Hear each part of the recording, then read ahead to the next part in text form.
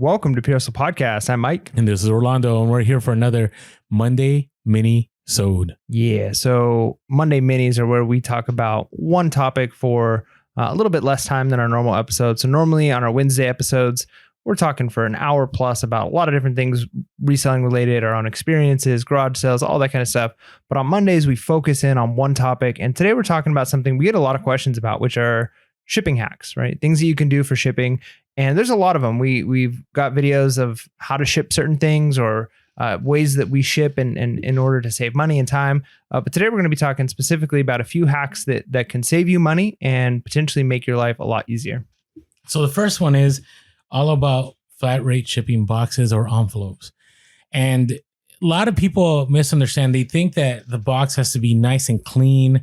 Like you can't, have something bulging on one side or whatever. As long as it closes, you're good. Now, you can't, cut the box. You can't modify the box. But with these flat rate boxes, as long as it fits, it ships, right? So, for example, the medium flat rate box goes up to 70 pounds. I have shipped stuff in there. Like I remember during when weights were like the big thing, right? I would ship weights in those medium flat rate boxes. Now, obviously, I would reinforce them. I would put in extra cardboard, but some of these boxes would end up being weighing 50 pounds. And if I shipped them ground, it probably would have cost me like $100. Yep. But I would ship a medium flat rate, and yeah, the box would be all kind of crazy, and I'd have to put all kinds of extra tape. And the rule of thumb is you can't overwhelm the box with tape. Like it can't be like there's only 2 square inches of space left. Yeah. Right. But you can use a lot of tape to seal the ends to make sure that it stays together. Sometimes I'll tape the top part of the box where like the box comes together to make sure that doesn't open up. But as long as it fits, it ships. And a lot of people are losing money because for a reason, they think the box needs to look, perfect, and it can't be distorted. It can be modified, but it can look distorted. So, for example, I just shipped out a pair of, I don't know if I should announce this, but a Bellow sound dock in a medium flat rate box, and it looked ugly. The box was fine on one side, but the side where the docking station was, like that thing like protruded, not outside the box, but inside the box. Right. And there was this like huge, deformed it. Yeah. Yeah, it deformed it. Now I had bubble wrap, so it was still good, but there was like this huge like bulge in the middle of the box. And I've had it before where a post office worker is like, "You can't ship that." It's like, yeah, you can. If it fits, it ships. And I haven't modified the box. It's in the box and it fits. So make sure you're aware that if it fits, it ships. Yeah. So our next one is flat rate envelopes and padded envelopes are definitely underused or undervalued.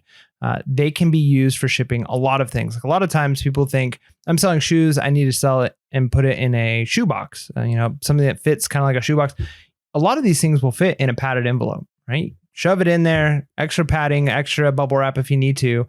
And it might be your cheapest option for shipping, especially if it's things like, tennis shoes that aren't necessarily like high-end sneakers. Yeah, if they're not worth that much. Yeah. I've seen people put them in flat rate envelopes. Yeah. That's intense. No, I mean, you can definitely do it. I mean, I've done similar things to that. I've done flat rate envelopes for shoes for sure. But as long as you can get it in there and it's not super breakable. And in fact, and tape it appropriately. Yeah, tape it appropriately. And one of the things, for instance, I do a lot of is I've sold a lot of RPG books or like comic book type stuff. And what I'll typically do is I'll take a couple pieces of cardboard cut to slightly bigger than the book that I'm shipping.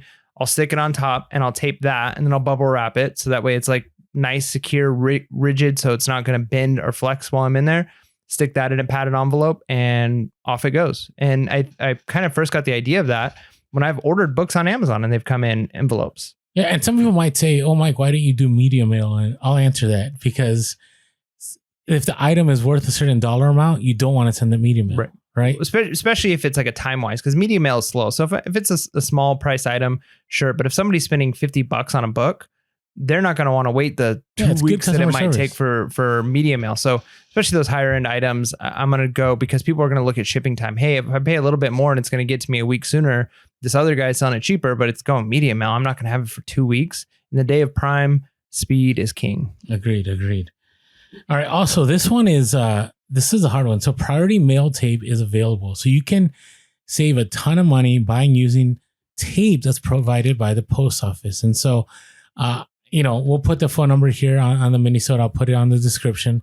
There's a number to call. But generally, the way I get this is, I've networked with my post office. So I go to the post office and I'm like, hey, can I get some of your priority mail tape? And usually they'll give it to me.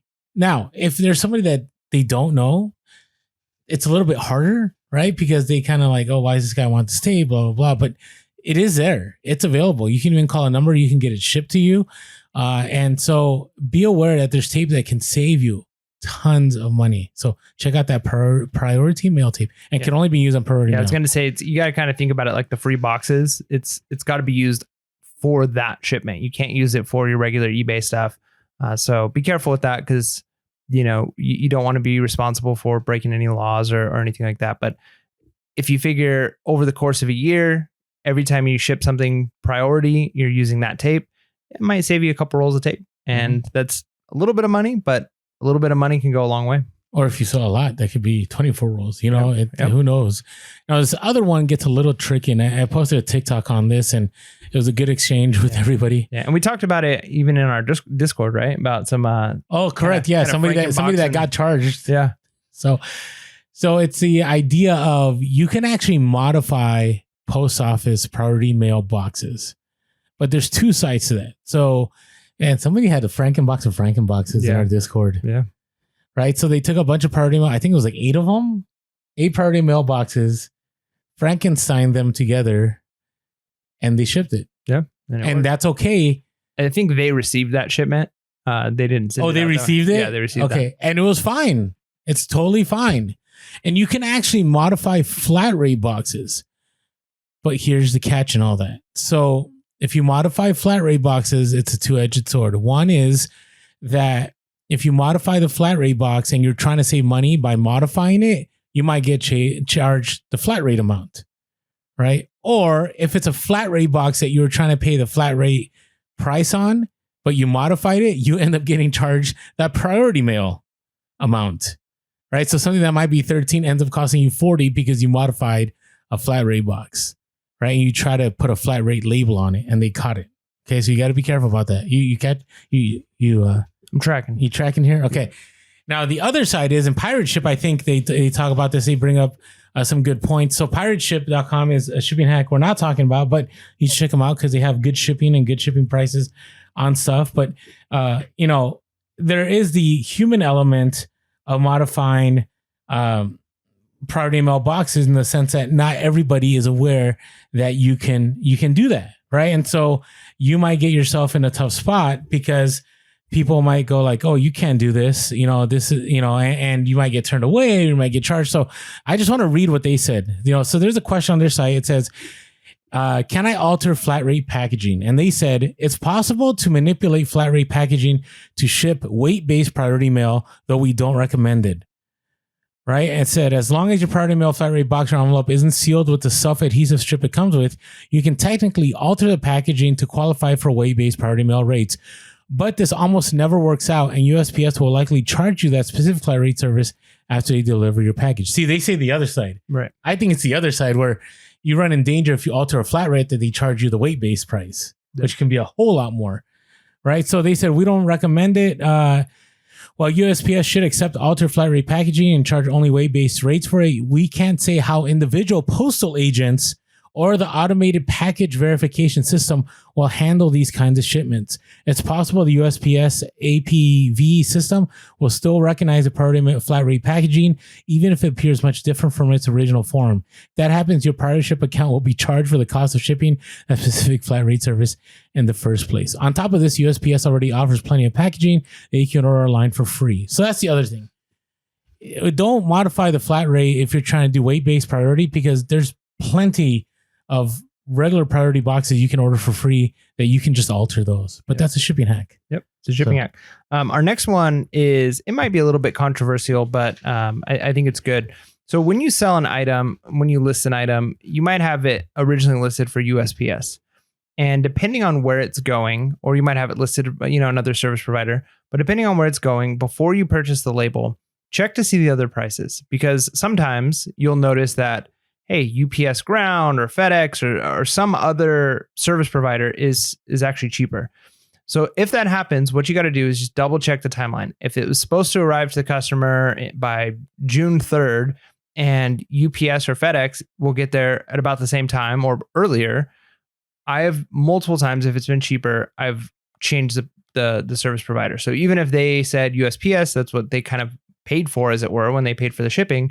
If it's cheaper for me to send it through another company, I almost always do. Now, I have never once in my entire time reselling had a customer complain and say, hey, I ordered this USPS and it came FedEx. Now, is it possible that that could happen? I'm sure it is, because, you know, maybe somebody's like, my FedEx driver is terrible. They never find my address, or they always beat up my packages. I wanted it to come through the post office. So, you know, take this with a little bit of use your best judgment. But from my experience and most of the people I've talked to, we haven't ran into that issue. The only other thing that could happen is if, for instance, it's going to a military base. Military bases oftentimes will only take USPS, or it's going to a post office, PO box. So make sure you just double check the address it's going to. But if you can save 10, 30, 40% on shipping, especially for those bigger items, a lot of times UPS ends up being the cheaper option, or FedEx. Just double check the timeline. If it's going to get to the customer 2, 3, 4 days later, you're just going to have to eat the cost and pay the USPS, or end up getting a late shipment. Yeah, but it's amazing how slow the post office now is with first class, because first class now, I think it's been extended to, depending on where it's going, like I think they extended like 3 or 4 days. And so you might be better off going FedEx or UPS ground, which will be cheaper.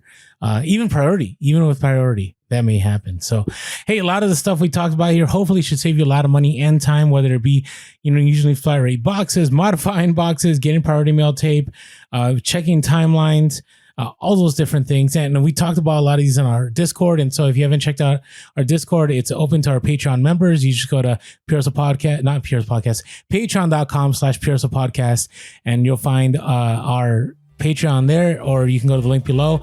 $5.55 a month, 18 cents a day, and save that money on shipping by our shipping discussions on there. And anyways, check us out. And with that being said, make sure to be real, Be relevant, and be reselling late. Peace.